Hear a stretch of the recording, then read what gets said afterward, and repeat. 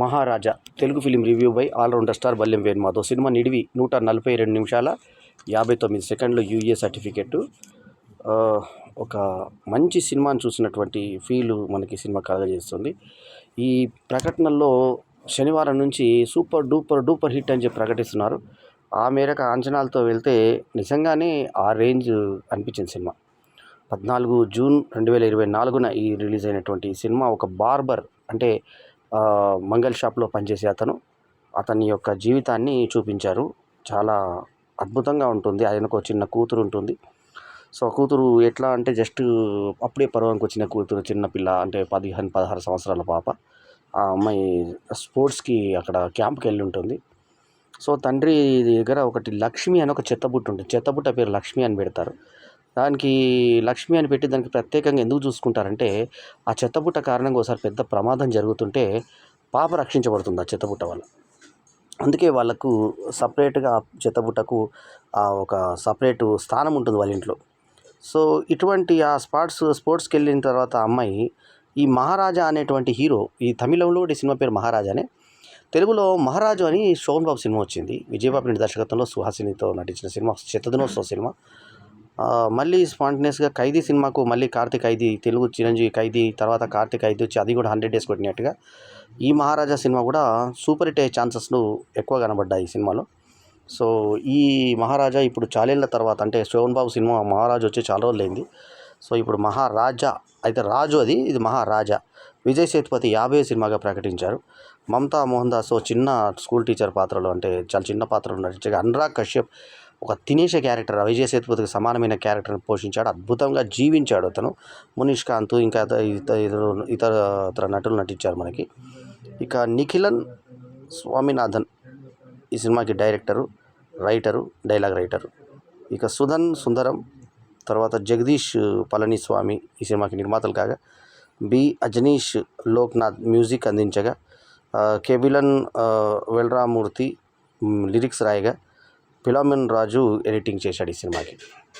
ఇక సినిమా ఎలా ఉంది ఏం సంగతి అంటే, మహారాజా అనే ఒక బార్బరు దొంగతనం గురైతే ఒక ఎఫ్ఐఆర్ రాయడానికి పోలీస్ స్టేషన్కి వెళ్తారు.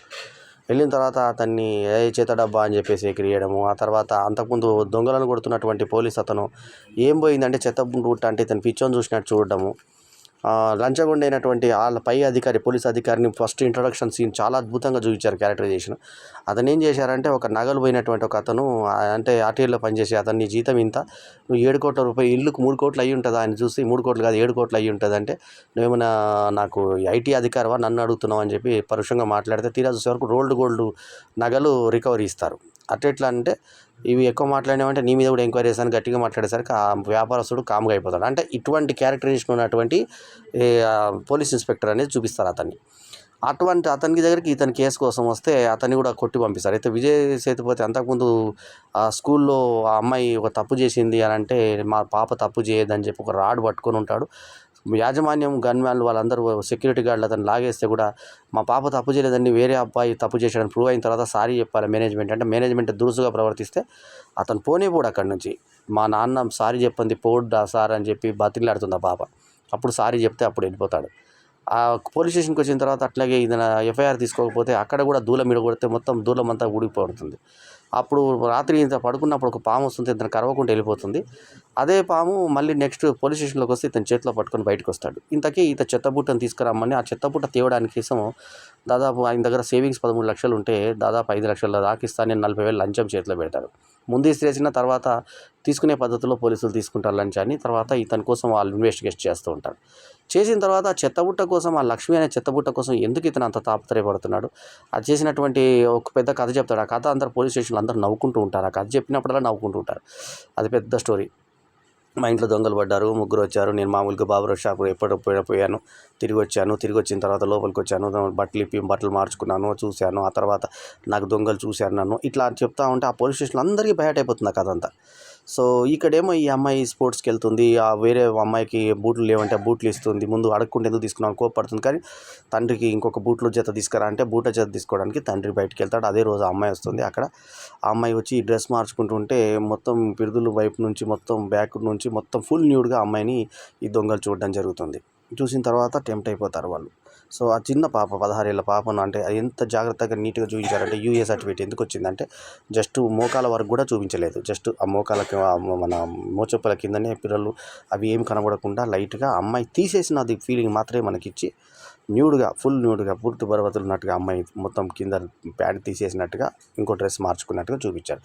ఆ మందాలు చూసిన తర్వాత ఇంకా వీళ్ళు ఎట్లాగో పగ మీద వస్తారు, నా పోలీస్ స్టేషన్ పంపించాను, పగ మీద వస్తారు కాబట్టి అక్కడ అమ్మాయిని ఏ రకంగా రేప్ చేశారు, ఆ తర్వాత ఏం జరిగింది, అతను హంతకుంతో ఎందుకు మాట్లాడుకుంటుంది, రేపిస్తే ఎందుకు మాట్లాడాలనుకుంటుంది అనే దాని మీద క్లైమాక్స్తో వచ్చిన తర్వాత అనురాగ్ కశ్యప్ నటన, విజయ్ సేతుపతి నటన మనకి సినిమాలో ఆ విజయ్ సేతుపతి పర్సనాలిటీ అసలు హీరోలాగా ఎప్పుడూ విజయ్ సేతుపతి మనకి హీరోలాగా అనిపించాలి ఆ స్టార్టింగ్ పిక్చర్ నుంచి ఇప్పటిదాకా. కానీ అతని పర్ఫార్మెన్స్తో ఇవాళ మక్కల్ సెల్వన్గా పేరు తెచ్చుకొని ఎంతో అద్భుతంగా ఆయన ఫాలోవర్స్ని పెంచుకున్నాడు, పెద్ద సూపర్ స్టార్ డమ్ని తెచ్చుకున్నాడు అతను చేస్తున్న క్యారెక్టర్స్ చూస్తుంటే మనకు అసలు నిజంగా ఒక నటుడు అంటే ఇట్లా ఉండాలనిపిస్తుంది మనకి.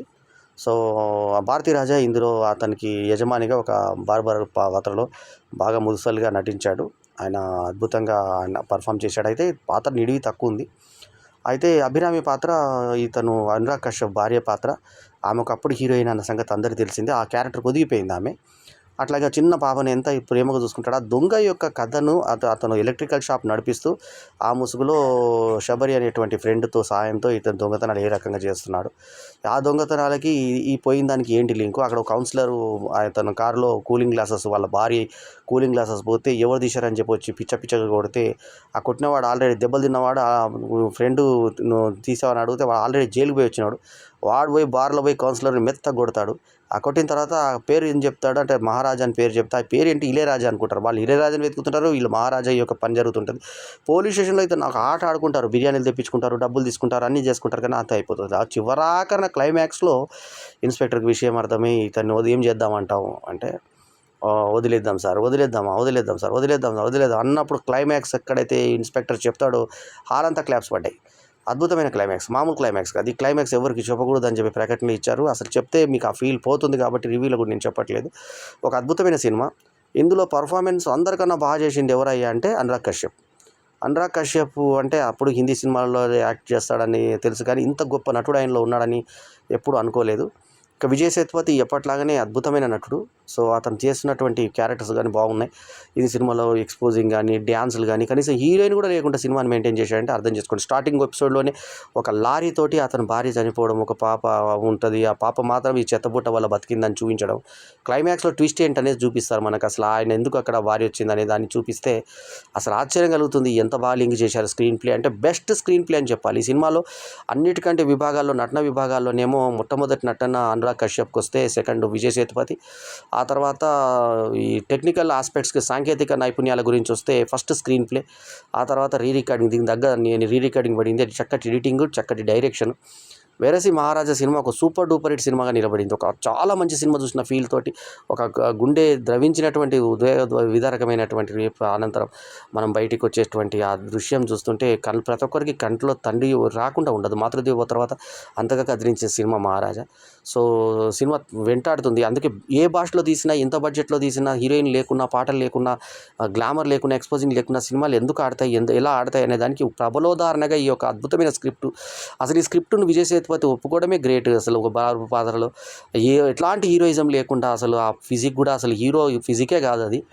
సో అంత పర్సనాలిటీని కూడా విజయ్ సేతుపతి ఎందుకు సూపర్ స్టార్ తెచ్చిపెట్టింది అనేది మనకు మొన్న ఆ మధ్య వచ్చిన కమల్ హాసన్ సినిమా, అందులో కూడా ఎక్కడమే ఆయన వీపు, నల్లటి వీపు, అట్లా ఆటో కింద పడిపోతే అట్లాంటి పైకెక్కి విలన్ పాత్ర అందులో మన సూపర్ హిట్ అయిన విక్రమ్ సినిమాలో చేసిన విజయ్ సేతుపతికి, మళ్ళీ సముద్రం సినిమాలో మనకి ఏదైతే మనకి ఉప్పెన సినిమాలో విలన్గా చేశాడో, సముద్రం బ్యాక్డ్రాప్లో చేసిన సినిమా ఉప్పెన, అందులో హీరోయిన్ తండ్రిగా చేశాడు విజయ్ సేతుపతి. మరి ఇందులో కూడా ఒక చిన్న పాప 16 ఏళ్ళ పాపకు తండ్రిగా యాక్ట్ చేసినటువంటి వైనము. ఎక్కడ కూడా గ్లామర్ లేదు. పోలీస్ స్టేషన్లకు ఎట్ట తిరుగుతాడు, డబ్బులు ఎట్ట ఖర్చు పెడతాడు, ఎంత కష్టపడతాడు. వీళ్ళు డమ్మీ అట్లాంటిది ఒకటి తయారు చేసుకొచ్చి ఎంతో కష్టపడి తీసుకొచ్చి నిరూపిస్తే దానికోసం అతను ఏం మాట్లాడు, ఆ నిరసన ఇంటర్వ్యూకి ముందు ఒకటి తలకాయ నరికేస్తాడు. ఆ తర్వాత ఇతన్ని గుండె మీద గాయపరిచి కొడతాడు. మూడో వాడిని వదిలిపెట్టినోడు ఉల్టా పడి మరీ ఆత్మహత్య చేసుకొని ఏ రకంగా ఎందుకు చచ్చిపోతాడు అనే దాన్ని క్లైమాక్స్ మనకి. చాలా అద్భుతమైన మానవ సంబంధాల మీద మనం పాపం చేస్తే మనకి ఏ రకంగా మనం వెంటాడుతుంది అనేది ఒక మెసేజ్ లాంటిది, సోషల్ మెసేజ్ లాంటిది, సామాజికంగా ఉపయోగపడే సినిమా లాంటిది అద్భుతమైన సినిమాని ఈ మహారాజా రూపంలో డైరెక్టర్ తీయడం జరిగింది. ఇది ఎక్కువ డైరెక్టర్కి మార్కులు పడతాయి. ఇందాక చెప్పినట్టుగా పర్ఫార్మెన్స్ ప్రకారంగా భారతీరాజ్ చేసిన చిన్న పాత్ర అయినా గుర్తుండిపోయే పాత్ర, మంచి పాత్ర చేశాడు.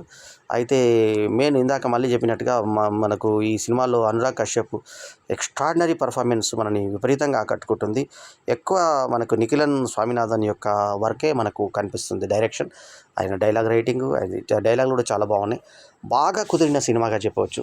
ఆ స్క్రీన్ ప్లే కోసం సినిమా లవర్స్ మళ్ళీ చూస్తారు సినిమాని, అట్లా ఉంది Maharaja. So extraordinary movie cinema. నేను ఎప్పుడు ఈయన రేటింగ్ ఇస్తున్నా ఈ సినిమాకి స్క్రీన్ ప్లే కోసం 4.5/5, 4.5/5 is my rating. Extraordinary movie Maharaja. Don't miss to see it. ఈ రివ్యూ కనుక మీకు నచ్చితే లైక్ చేయండి, కమెంట్ చేయండి, షేర్ చేయండి. మా ఛానల్కు తప్పకుండా సబ్స్క్రైబ్ చేయండి. ఇందాకే చెప్పినట్టుగా ఈ సినిమా నిడివి వచ్చేసి 2 గంటల 22 నిమిషాల 59 సెకండ్లు. యూఏ సర్టిఫికేటు 14 జూన్ 2024 శుక్రవారం రోజు ఈ సినిమా విడుదలైంది. ఓకే, ఎల్లప్పుడూ మీ ఆదరాభిమానాలు ఆశించే మీ ఆల్రౌండర్ స్టార్ బల్లెం వేణు మాధవ్. నమస్తే, జై హింద్.